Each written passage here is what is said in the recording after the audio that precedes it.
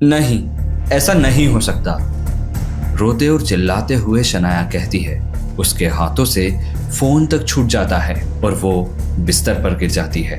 आगे रोते हुए शनाया कहती है, नहीं, ऐसा बिल्कुल नहीं हो सकता, हरगिज नहीं हो सकता। दादाजी मुझे यूं छोटी सी गलती की वजह से गिल कंस्ट्रक्शन और फैमिली बिजनेस से बाहर नहीं निकाल सकते। गिल कंस्ट्रक्शन मेरा सपना है, मेरा करियर है। आज शनाया की आंखों में पानी था। आज शनाया बहुत दुखी थी। उसके पैरों से जमीन तक खिसक चुकी थी। हेलो एवरीबॉडी, कैसे हो आप सभी? मैं हूं Ranveer Singh and welcome back to the channel. पिछले एपिसोड में हमने जाना था कि शनाया किस तरह से एम्बिशियस और फोकस्ड है अपने करियर को लेकर। हमने ये भी देखा था कि कितनी मेहनत के बावजूद शनाया गिल्स के प्रोजेक्ट को म्युनिसिपल कॉरपोरेशन से अप्रूव तक नहीं करवा पाती और इसी से नाराज होकर शनाया के दादाजी आनंद गिल उसे बिजनेस से बेदखल करने की बात कर देते हैं। ना ही उसकी कोई बात सुनी जाती है, ना ही उसे कोई दूसरा मौका दिया जाता है, डायरेक्ट पनिशमेंट। ये सलूक, ये बातें और ये किस्से शनाया के साथ बिल्कुल कोई नई बात नहीं थी। शनाया के साथ तो ऐसा ही ट्रीटमेंट होता आया था बचपन से। वो चाहे क्लास में फर्स्ट आए, कंपटीशन में जीत जाए या फिर स्पोर्ट्स में अच्छा परफॉर्म करे, पर घर का कोई भी व्यक्ति शनाया को अप्रिशिएट नहीं करता। और उसके उलट उसका कजिन अगर सिर्फ पार्टिसिपेशन का भी सर्टिफिकेट लेकर के आ जाए तो वो घर की आंखों का तारा हो जाता था। उसे ऐसे ट्रीट किया जाता था जैसे कि वो ओलंपिक का मेडल जीत लाया हो। स्पेशली दादाजी आनंद गिल के लिए। शनाया यही सब बातें सोचकर रो रही थी कि इतने में ही आहान कॉफी का कप लेकर रूम में एंटर होता है और अपनी बीवी शनाया को रोते हुए देखकर उसका मन दुखी हो जाता है। आहान शनाया के आंसू पोंछते हुए और उसके हाथ में कॉफी के कप को थमाते हुए धीरे से पूछता है, शनाया, क्या तुम ठीक हो? शनाया अपने आंसू को पोंछते हुए थोड़ा गुस्से में कहती है, आहान, मुझे अकेला छोड़ दो। पर आहान भी कहाँ मानने वाला था। वो थोड़ी देर शनाया के पास ही बैठा रहा और थोड़ी देर के अंतराल के बाद उसने शनाया से फिर से बात करने की कोशिश की, पर इस बार शनाया का गुस्सा फट गया और वो जोर से आहान पर चिल्लाने लगी। तुम नहीं समझोगे आहान, तुम्हें नहीं पता कि बिजनेस फैमिली के क्या प्रेशर होते हैं। तुम्हारे पास कोई फैमिली लेगेसी नहीं है ना, तो तुम्हें नहीं पता कि कितना जरूरी होता है खुद को प्रूव करना हर टाइम। एक गलती पूरी जिंदगी बर्बाद कर सकती है आहान। आहान ने शनाया की बदतमीजी का कोई जवाब नहीं दिया। वो अपनी पत्नी शनाया के फ्रस्ट्रेशन को समझ पा रहा है। उसने शनाया को समझाते हुए फिर कहा, शनाया, तुम इतना मत सोचो, तुम बेहद काबिल हो और तुम्हारा करियर सेफ है। मेरी बात को समझो। अरे गिल कंस्ट्रक्शन ना सही, तुम्हें और भी मौके मिलेंगे। शनाया ने चिढ़ते हुए और आहान की इंसल्ट करते हुए कहा, मैंने तुमसे कोई हमदर्दी नहीं मांगी है आहान। अरे जो खुद लाइफ में कुछ ना कर पाया हो वो मुझे मोटिवेशन दे रहा है। तुम खुद अपनी लाइफ में कोई सक्सेस पालो, फिर मुझे मोटिवेट करना, समझे?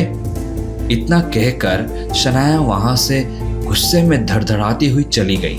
पर इस बार चोट सीधे जाकर आहान की सेल्फ रिस्पेक्ट पर लगी। उसने मन में ठान लिया कि वो एक दिन कुछ ऐसा करेगा जिससे कि उसकी वाइफ शनाया उस पर नाज महसूस करेगी और वो गर्व से कह पाएगी कि वो आहान रायजादा की पत्नी है। ये दो कुड़ी के लोग आहान से बात करने में भी 10 बार सोचेंगे। उस रात शनाया के दादाजी ने पूरे गिल परिवार को फैमिली डिनर पर बुलाया और ऐसा अक्सर तभी होता है जब दादाजी को कोई बड़ा इंपॉर्टेंट अनाउंसमेंट करना होता है। शनाया का दिल जोर जोर से धड़क रहा था और उसके पैरों तले जमीन खिसक रही थी। उसे डर था कहीं दादाजी उसे बिजनेस से बेदखल करने का अनाउंसमेंट ना कर दें।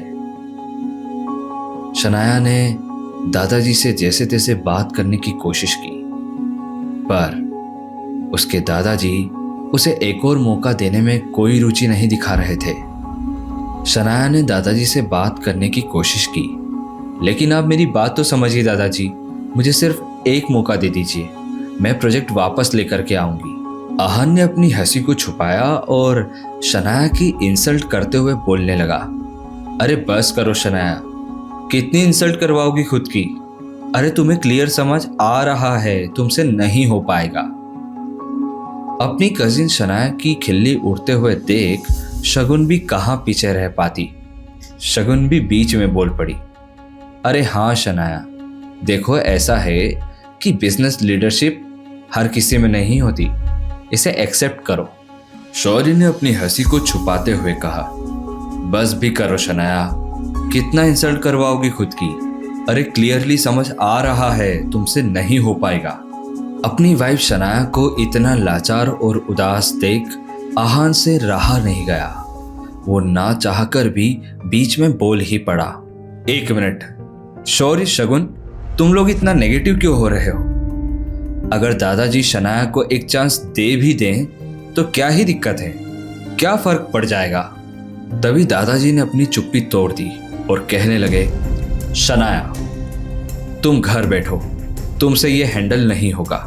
एक अच्छी हाउसवाइफ बनकर पति और फैमिली को संभालो। मैं गिल कंस्ट्रक्शन और ये प्रोजेक्ट शौर्य को हैंडओवर कर रहा हूं। इतना सुनते ही शनाया के पैरों तले जमीन खिसक गई, उसका गला सूख गया, सारे सपने चूर चूर हो रहे थे। शनाया की आंखों से बड़े बड़े आंसू बहने लगे। ये तमाशा देखकर शौर्य और शगुन हंस रहे थे, पर आहान हार मानने वालों में से नहीं था। उसने दादाजी का हाथ थामा और रिक्वेस्ट करते हुए कहने लगा, दादाजी आपने शनाया को इतनी बड़ी अपॉर्चुनिटी दी, उसके लिए thank you so much, but please एक चांस और दे दीजिए ना शनाया को खुद को प्रूफ करने के लिए। और हम वादा करते हैं आपसे, इस बार आपको हम डिसअपॉइंट नहीं करेंगे और मैं भी शनाया की पूरी मदद करूंगा। दादाजी आहान की सारी बातें चुपचाप सुन रहे थे। आखिरकार दादाजी ने अल्टीमेटम देते हुए कहा, ठीक है, मैं आहान के कहने पर तुम्हें एक मौका दे रहा हूं शनाया, पर याद रखना तुम्हें वो प्रोजेक्ट वापस लाना होगा, और अगर तुम नहीं ला पाई तो याद रखना शौर्य ही सब कुछ हैंडल करेगा। रात को घर लौटते वक्त आहान को लगा कि शायद अब शनाया उससे थोड़ा खुश होगी, पर नहीं, ऐसा बिल्कुल नहीं था। इसका उलट शनाया उससे और नाराज थी। उसके चेहरे पर गुस्सा साफ नजर आ रहा था।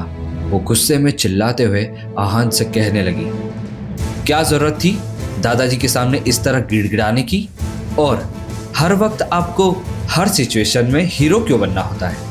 मैंने मदद मांगी थी क्या आपसे? कार में बैठते ही शनाया शुरू हो गई। आहान को समझ नहीं आया कि वो क्या कहे। वो हर बार शनाया का भला करने जाता है, पर वो हमेशा उससे नाराज हो जाती है।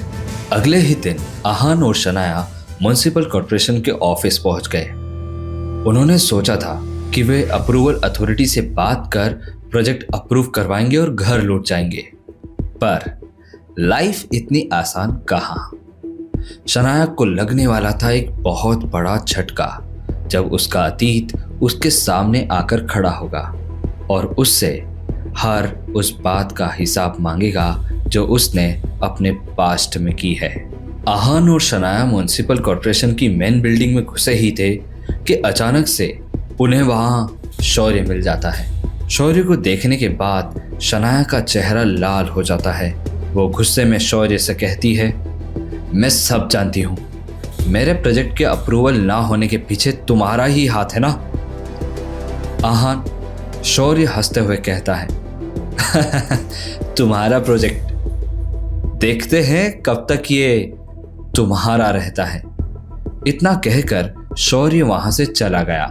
आहान और शनाया म्युनिसिपल कॉर्पोरेशन के चेयरपर्सन के ऑफिस में घुसते हैं। शनाया और आहान चीफ ऑफिसर के चैम्बर में गए।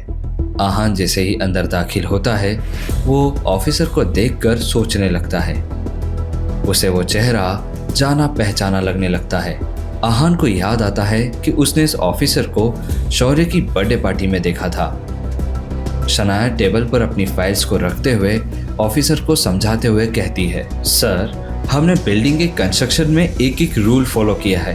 इनफैक्ट हमारा प्रोजेक्ट हर एक लीगल रूल्स को फॉलो करता है, फिर भी आपने हमारे प्रोजेक्ट को रिजेक्ट कर दिया। क्या मैं जान सकती हूँ इसकी क्या वजह है? शनाया ने पूछते हुए ऑफिसर से कहा। वजह? इसकी वजह मैं हूँ। एक तेज आवाज पीछे से आई।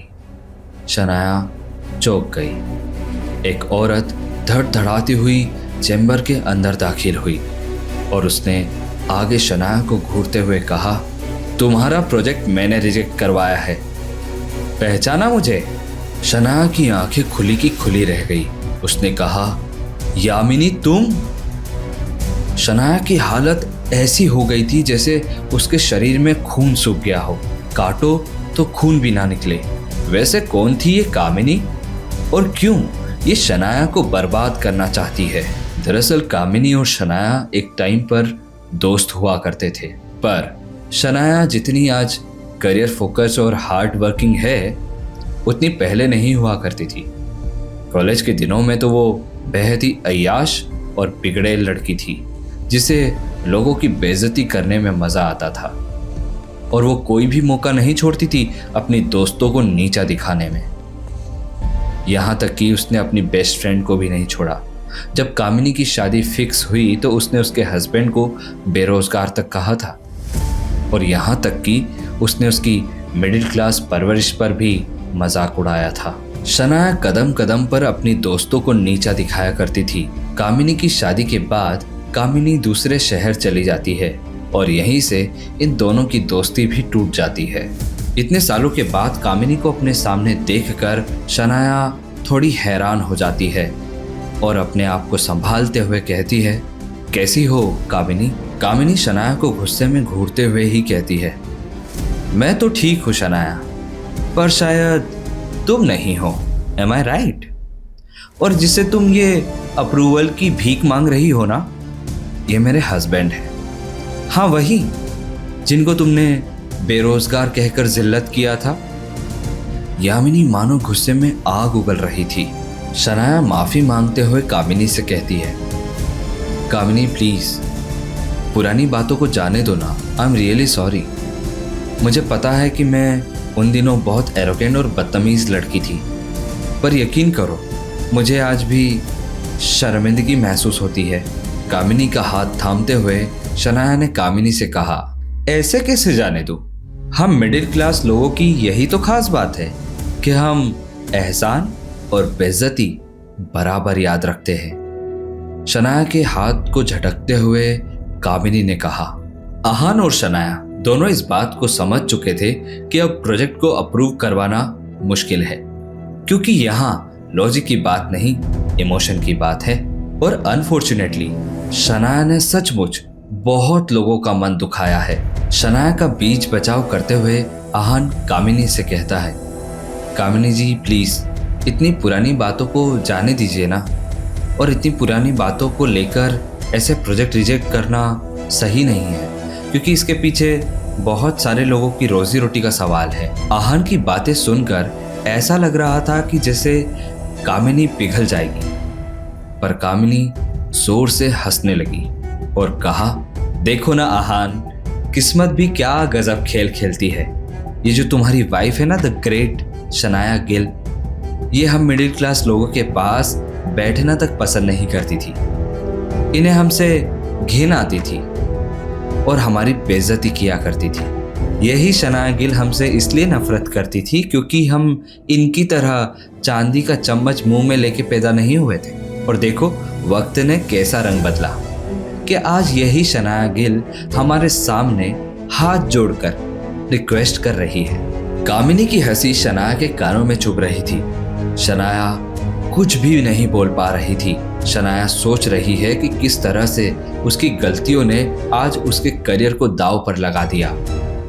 तो आप लोगों को क्या लगता है, क्या कामिनी शनाया के प्रोजेक्ट को अप्रूव नहीं होने देगी, या फिर शनाया का करियर कामिनी की नफरत के भेंट चढ़ जाएगा? कैसे बचा पाएगा आहान अपनी पत्नी शनाया के प्रोजेक्ट को? इन सभी सवालों के जवाब के साथ मैं मिलूंगा आपसे नेक्स्ट एपिसोड में। तब तक रखिए अपना ख्याल और मुझे दीजिए इजाजत। And don't forget to subscribe.